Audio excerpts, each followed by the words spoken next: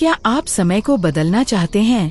क्या आपने कभी सोचा है, अगर इतिहास को दोबारा लिखा जा सके तो दुनिया कैसी दिखेगी? आज हम लेकर आए हैं एक ऐसे श्रापित ग्रंथ की कहानी जिसे पढ़ने वाले को मिलती है काल पर नियंत्रण की शक्ति, लेकिन इसकी कीमत होती है वंश का विनाश। इस रहस्यमय ग्रंथ का नाम है नीलावंती, जिसके बारे में कहा जाता है कि इसे पढ़ते ही इंसान समय को मोड़ सकता है। लेकिन इतिहास बदलने का ख्वाब देखने वालों का अंजाम सिर्फ मृत्यु होता है। क्या सच में समय को बदला जा सकता है? क्या आप इस ग्रंथ की सच्चाई जानने के लिए तैयार हैं? इस वीडियो में जानिए नीलावंती ग्रंथ की रहस्यमयी कथा, कैसे ये ग्रंथ बना काल का साधन, और क्यों आज तक किसी ने इसे देखने के बाद जिंदा रहने की हिम्मत नहीं की। चेतावनी, ये सिर्फ एक कहानी नहीं, एक चेतावनी है, क्योंकि कुछ रहस्य जानने के लिए नहीं, बल्कि उनसे दूर रहने के लिए होते हैं। काल यानी समय ब्रह्मांड की सबसे पेचीदा शक्ति है। उसके साथ थोड़ी सी छेड़छाड़ पूरा इतिहास बदल सकती है। लेकिन अगर आप वाकई समय में पीछे जाकर कुछ बदल दें, तो आप भविष्य में उस बदलाव का परिणाम नहीं देख पाएंगे, क्योंकि वह परिस्थिति ही उत्पन्न नहीं होगी जिसमें आपने इतिहास बदलने का निर्णय लिया था। इसका अर्थ ये है कि आपने समय बदला ही नहीं, यानी इतिहास जैसा था वैसा ही रहेगा। यहीं से नीलावंती ग्रंथ की भूमिका शुरू होती है। लोग सोचते हैं कि वे खुद समय बदलेंगे, लेकिन यह ग्रंथ पढ़ने वाले को ये शक्ति देता है कि वह किसी और के माध्यम से समय को बदलवा सकता है। यह ग्रंथ पढ़ने वाले को वह शक्ति प्रदान करता है जिससे वह दूसरे का इतिहास बदल सकता है। लेकिन यह सब सिर्फ सुनी सुनाई बातें हैं। आज तक किसी ने अपनी आँखों से इस ग्रंथ को नहीं देखा। लोगों ने सिर्फ इसका नाम और इसके रहस्यमय प्रभावों की कहानियाँ सुनी हैं। नीलावंती, महाराष्ट्र के किसी भी गांव में जाकर किसी बूढ़े से पूछिए, वह जरूर आपको इस ग्रंथ के बारे में बताएगा, और साथ में यह चेतावनी भी देगा कि इसे पढ़ने से पढ़ने वाले का वंश नष्ट हो जाता है। सबसे चौंकाने वाली बात ये है कि इस ग्रंथ को पढ़ने के बाद व्यक्ति पशु पक्षियों की भाषा समझने लगता है। तांत्रिकों का मानना है कि पशु पक्षियों का समय मनुष्यों के समय से बिल्कुल अलग होता है। जो एक दिन मनुष्यों के लिए होता है, वह चींटियों के लिए वर्षों के बराबर हो सकता है। दूसरी मान्यता ये है कि समय को केवल उतना ही सूक्ष्म बनकर बदला जा सकता है जितना समय स्वयं है।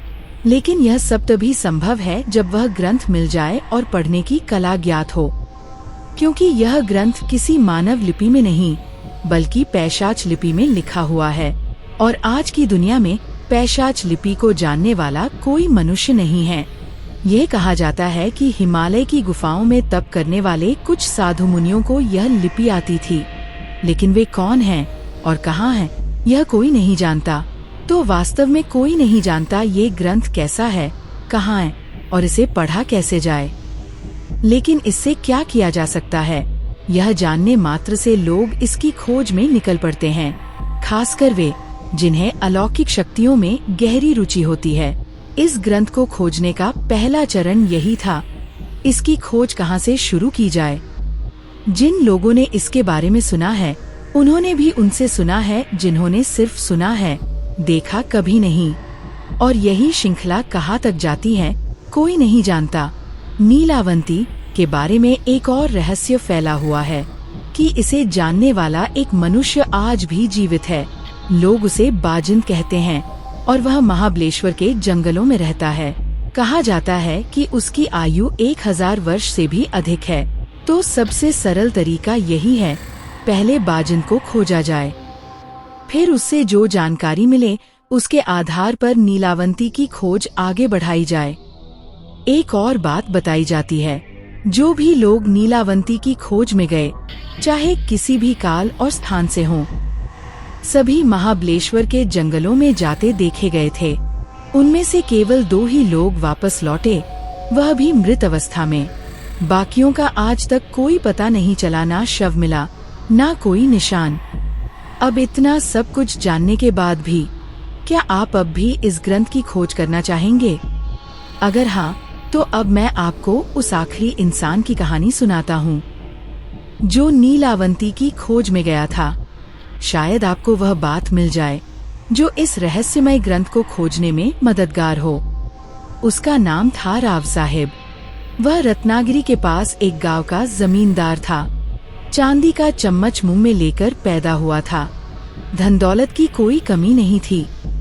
बलशाली भी था, लेकिन इतनी दौलत और ताकत के बावजूद एक बात उसे हमेशा खलती थी। एक बात जिसने उसकी कई पीढ़ियों को अफसोस के साथ जीने के लिए मजबूर किया था। वह बात थी कि उसके खानदान में बहुत पहले सिर्फ एक गलतफहमी के कारण 7 कुएं भरने लायक सोना और हीरे जवाहरात समुद्र में डुबा दिए गए थे। राव साहब को लगता था काश वह समय में पीछे जाकर उस गलती को टाल सकता।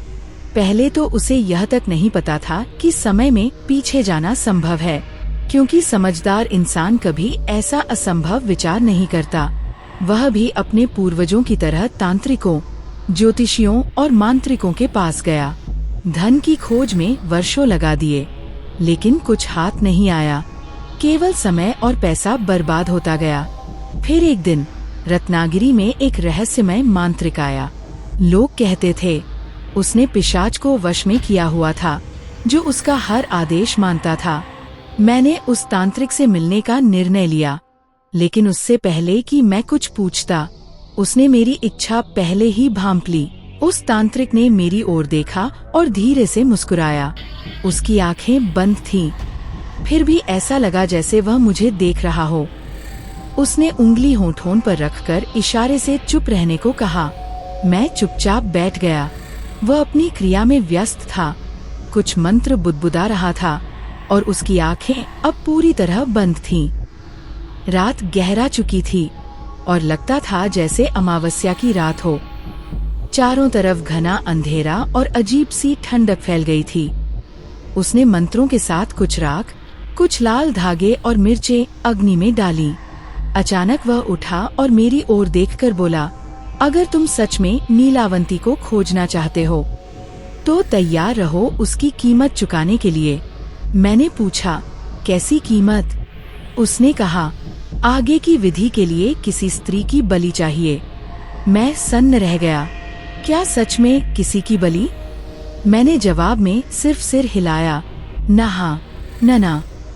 तांत्रिक ने कहा, चिंता मत करो, मैं किसी निर्दोष को नहीं मारता। बलि केवल उन्हीं की होती है जिन्हें समय ने पहले ही खारिज कर दिया है। मुझे उस वक्त उसकी बातें अजीब लगी, पर मैं चुप रहा। उसने आंखें मूंद दी और कुछ और मंत्र पढ़े। फिर कहा, अब तुम्हें महाबलेश्वर के जंगलों में जाना होगा, जहाँ बाजिंद रहता है। अगर किस्मत ने साथ दिया तो वह तुम्हें नीलावंती का मार्ग बताएगा। मैंने पूछा, और अगर वह नहीं मिला?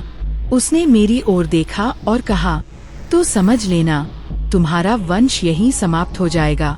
अगले ही दिन मैं महाबलेश्वर के लिए रवाना हो गया।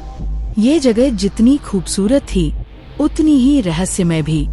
हर पेड़, हर पत्ता जैसे कुछ कहता हो, जैसे सब मुझे देख रहे हों, रोक रहे हों। जैसे जैसे मैं जंगल के भीतर जाता गया, वातावरण और अधिक डरावना होता गया। सूरज की रोशनी भी अब पेड़ों की शाखाओं के पीछे छिप चुकी थी।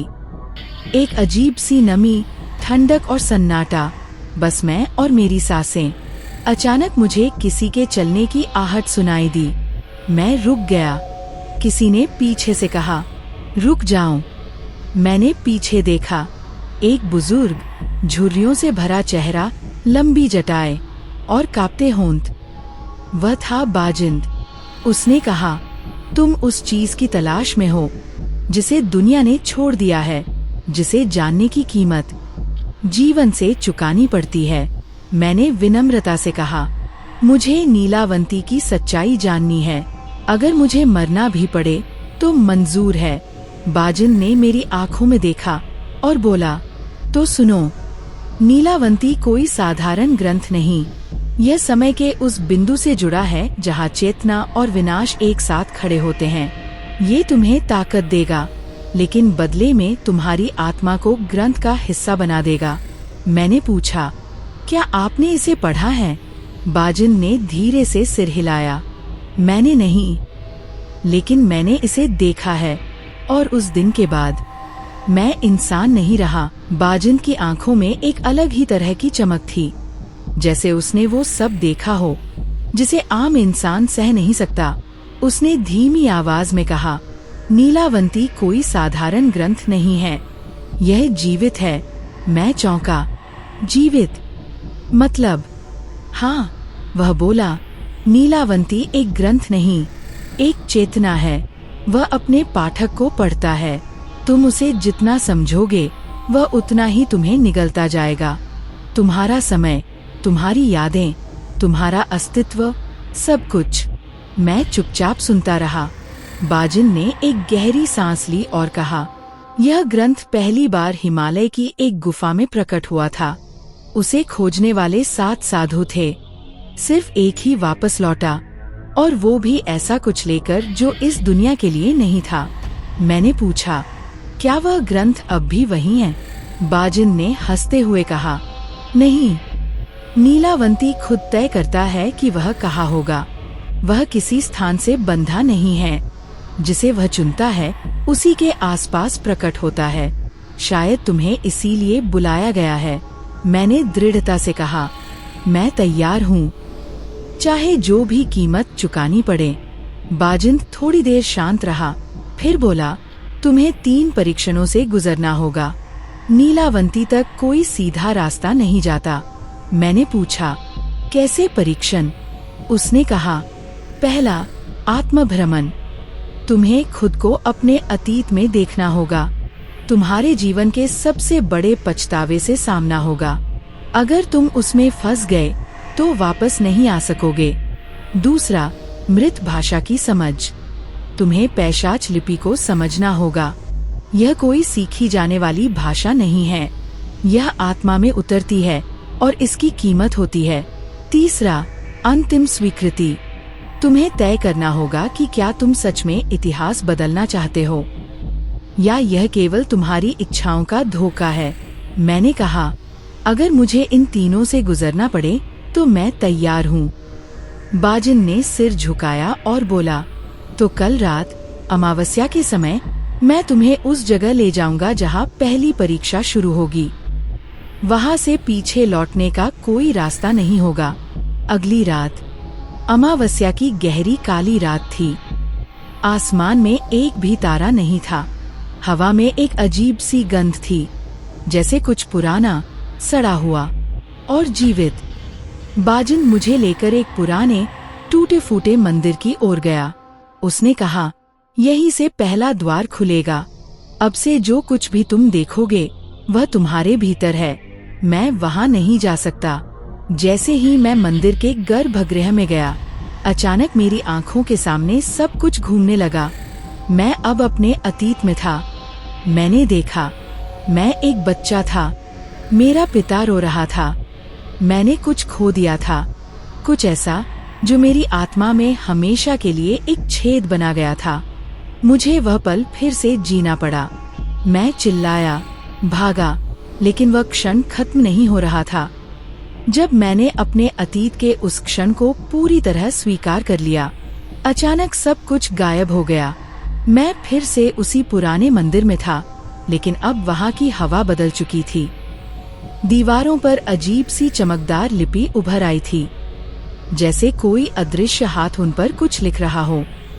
मैंने पूछा, बाजिंद, ये क्या है? वह बोला, ये है पैशाच लिपि। दूसरी परीक्षा शुरू हो गई है। मैंने ध्यान से देखा। वो शब्द किसी भी भाषा से अलग थे, ऐसे जैसे वे जिंदा हों। हर क्षण रूप बदलते, सांस लेते शब्द। बाजिन ने कहा, इसे पढ़ने के लिए तुम्हें अपनी आत्मा का एक हिस्सा छोड़ना होगा, तभी ये लिपि तुम्हारे भीतर समाएगी।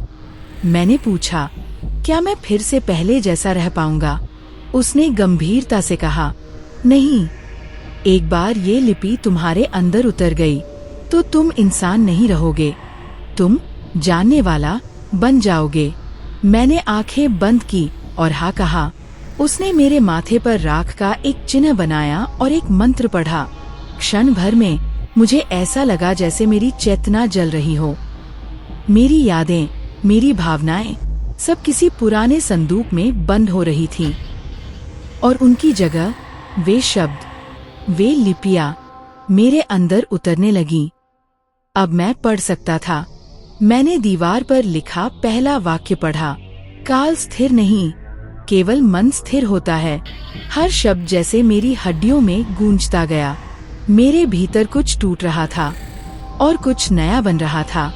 बाजिंद ने धीरे से कहा, अब तुम तैयार हो अंतिम परीक्षा के लिए। तीसरी और अंतिम परीक्षा, स्वीकृति। अब मुझे यह तय करना था कि मैं सच में क्या चाहता हूँ। क्या मैं समय को मोड़ना चाहता हूँ या मैं सिर्फ अपनी पीढ़ियों के अफसोस को मिटाना चाहता हूँ। राव साहेब यानी मैं नीलावंती तक पहुँचने ही वाला था, लेकिन अब सवाल ये नहीं था कि मैं क्या बदल सकता हूँ, बल्कि सवाल ये था कि क्या मुझे कुछ बदलना भी चाहिए। तभी मेरे सामने वह ग्रंथ प्रकट हुआ, नीलावंती। एक मोटा, धुएं जैसी काली स्याही से भरा जीवित सा किताब, जिस पर कोई शीर्षक नहीं था, लेकिन उसके ऊपर हाथ रखते ही मेरे अंदर एक आवाज गूंजी, बोल, क्या बदलना चाहता है? मैंने कहा, मैं वो घटना बदलना चाहता हूँ जिसमें मेरे पूर्वजों ने हीरे जवाहरात समुद्र में डुबा दिए थे। आवाज आई, और बदले में क्या दोगे? मैं चुप रहा। आवाज फिर आई, समय को बदलने का सौदा आसान नहीं होता, क्योंकि हर बदलाव के साथ कोई ना कोई मिटता है। मैंने कांपती आवाज में पूछा, कौन मीटेगा? ग्रंथ की स्याही उठी और उसमें एक चेहरा उभरा। वो मेरी माँ थी। उसने मुस्कुराते हुए कहा, अगर तुम समय बदलोगे तो मैं तुम्हें कभी जन्म नहीं दूंगी। मेरे हाथ कांपने लगे, आंखों से आंसू बह निकले। क्या मैं अपने स्वार्थ के लिए अपनी माँ के अस्तित्व को मिटा दूं?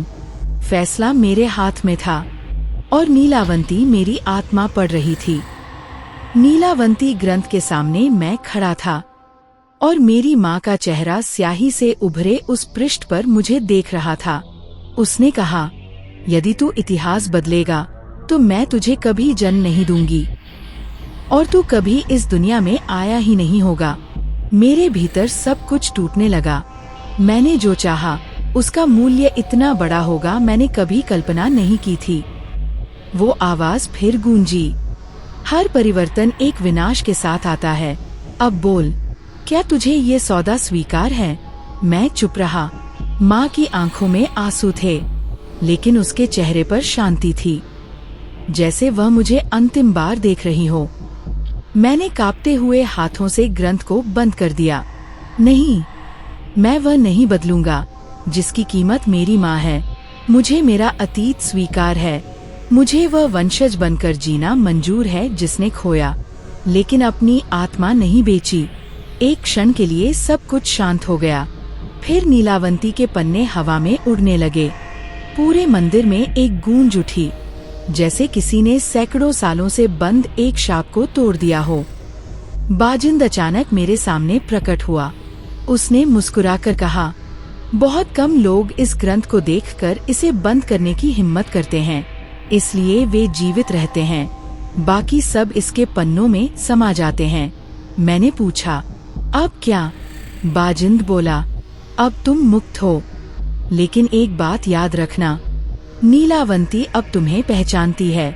अगर तुम दोबारा कभी इसे खोजने की कोशिश करोगे तो यह सौदा एक बार फिर खुलेगा, लेकिन इस बार तुम्हें कोई चेतावनी नहीं मिलेगी।